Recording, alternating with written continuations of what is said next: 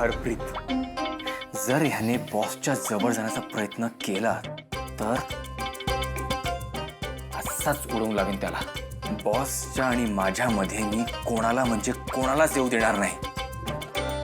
हरप्रीत, राणीसाठी प्रयत्न चाललेत वाटतं. काय रे, पण हे असं एकटं खेळून जिंकण्यात काय मजा आहे?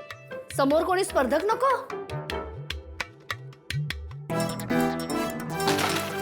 अरे वा, डायरेक्ट राणीच्याच मागे लागलास. तिला तिचा वेळ दे, बाकीच्या सोंगट्या घे ना. का तुला भीती वाटतेय तुझा प्रतिस्पर्धक तुझ्या आधी तुझी राणी जिंकेल? नाही, असं काही नाहीये. छान खेळतोयस की. तारिणी तुझा हाच खेळ बघून इम्प्रेस झाली असणार, हो ना? नाही, आम्ही हा खेळ एकत्र खेळलोच नाहीये. हो का? अरे मग खेळ. तारिणी तुझा हा गेम बघून नक्की इम्प्रेस होईल. तसं तुमचं लग्न झालंय, पण बायकोला इम्प्रेस करण्याचा एकही चान्स सोडू नकोस. काकू, तुमचं लव्ह मॅरेज की अरेंज? Love marriage. काय सांगता? तेव्हा तुझे काका खूप हँडसम दिसायचे. दिसणारच, खांडेकर आहेत. तुझ्या तोंडून खांडेकर आहेत हे ऐकून ना खूप छान वाटलं. तुम्ही कुठे भेटलात? कॉलेजमध्येच. कॉलेजमध्ये असतानाच तुझे काका मला खूप आवडले होते. प्रपोज कोणी केलं? मीच केलं. तुम्ही हो, तिने वाटली? खूप भीती वाटली होती, पण काय करणार, तुझे काका काहीही केल्या बोलेच ना. शेवटी मीच बोलून टाकलं. मग तुम्ही काय काय केलं? म्हणजे सरप्राइजेस, डेट्स वगैरे असं काही प्लॅन केलं असेल ना तुम्ही? काय केलंयस? हा, तेच, तुम्ही काय केलं? मी नाही, तू काय केलंयस? अरे लग्न झालंय ना तुमचं, मग हे सरप्राईज काय केलं, स्पेशल काय केलं, प्रपोज कसं केलं, हे काय विचारत बसलायस? तू नक्की काही गडबड नाही ना केलीयस? मी काही नाही केलं. मी आपलं असंच, मला लव्ह स्टोरी मध्ये इंटरेस्ट आहे ना. सांगते, सगळं सांगते. मला ना खूप भीती वाटत होती, कारण आम्ही खूप फिरायचो, गप्पा मारायचो. काही केल्या तुझे काका मला आय लव्ह यू म्हणतच नव्हते. शेवटी मीच म्हणायचं ठरवलं. भीती तर वाटत होती, कसं म्हणायचं ते कळतही नव्हतं. शेवटी मी तेच केलं जे त्या काळातले प्रेमी करायचे. म्हणजे? अरे तिथे बसून खेळायचंय ना. नाही, ते खेळू ना, असं आपलाच गेम आहे. हा, पत्र लिहिलं. डोळ्यात डोळे घालून बोलायची तर हिम्मत नव्हती.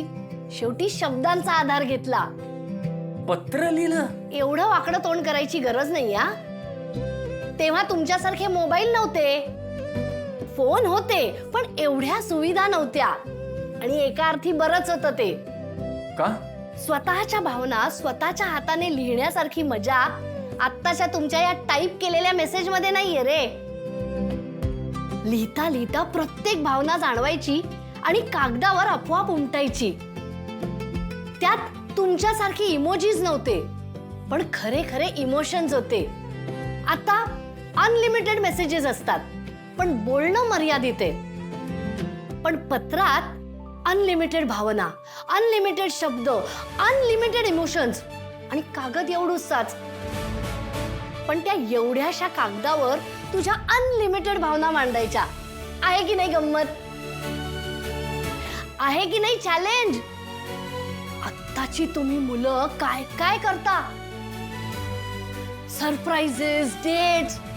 पण हे सगळं केलं ना तरी पत्र लिहिण्याची मजा त्यात नाहीये.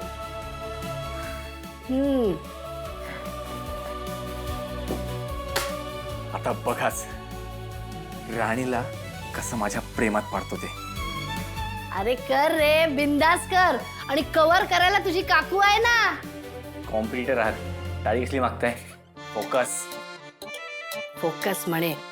प्रेमात पडल्यावर माणसं बदलतात ना, हेच खरं. लगेच कॉम्पिटिटर. फोकस. फोकस. खेळ.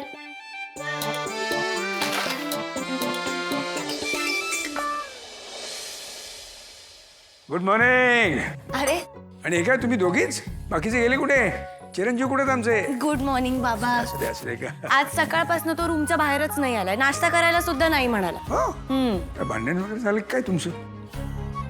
भांडण आमचं हो? मी भांडायचं असं म्हटलं जरी ना तरी तुमचा मुलगा माझ्याशी भांडायला तयार होणार नाही, इतका अति समजूतदार आहे तो. बसा. म्हणजे कधीच भांडत नाही? नाही ना. भांडल्याशिवाय कसा का संसार चाललाय तुमचा? बघ आता. भाऊजी मला तर यांना 2-4 टोमणे मारल्याशिवाय ना झोपच येत नाही. होय ना? आधी समोर असताना आणि आता फोनवर. हे घरी आल्यानंतर ना सगळी कसर भरून काढणारे मी भाऊजी. खाऊ काकू उगाच त्रास देत असता त्यांना. त्रास? अगं त्रास कसला त्यात? अगं भांडण ही सुद्धा एक प्रेमाची भावना आहे. हा, आणि तुला सांगतो भांडल्याशिवाय जोडीदारावर आपलं किती प्रेम आहे याची जाणीव होत नाही माणसाला.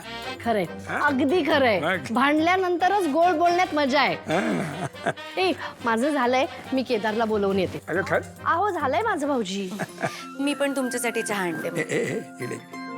नक्की तुमच्या दोघांचं काही भांडण वगैरे झालेलं नाही? नाही हो, असं काही नाहीये. तुम्हाला कसं वाटलं? काही नाही. हे सहजच. सहज. हो.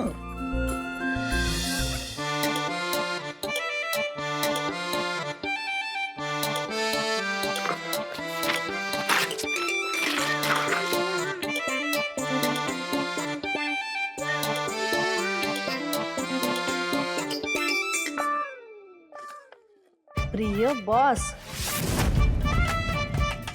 सन विवी, काय करतोयस तू हे केदार? हा? तुझं काय चाललंय? किती कचरा केलायस? आणि तू पत्र कोणासाठी लिहितोयस? ते तू तारिणीसाठी पत्र लिहितोयस ना? तू तारिणीला प्रेमाने बॉस म्हणतोस ना? हा, पण अरे किती लाजतोयस? काकू पासून काय लाजायचं? सांग ना. नाही, ते थोडं पर्सनल आहे. आता काकूसाठी काय पर्सनल आहे? काकूला तर सगळंच माहितीये, हो की नाही? काकू जाऊ द्या ना. मी जाऊ दे रे, जाऊ दे. जाते मी. नुसतं काकू काकू म्हणायचं, लाडकी लाडकी म्हणायचं, पण काकू बरोबर शेअर नाही काही करायचं. आजकाल ना कुणी आपलं म्हटलं तरी आपलं नसतं. माझी काय मदतच झाली असती. जाऊ दे, मी जाते. जाऊ मी.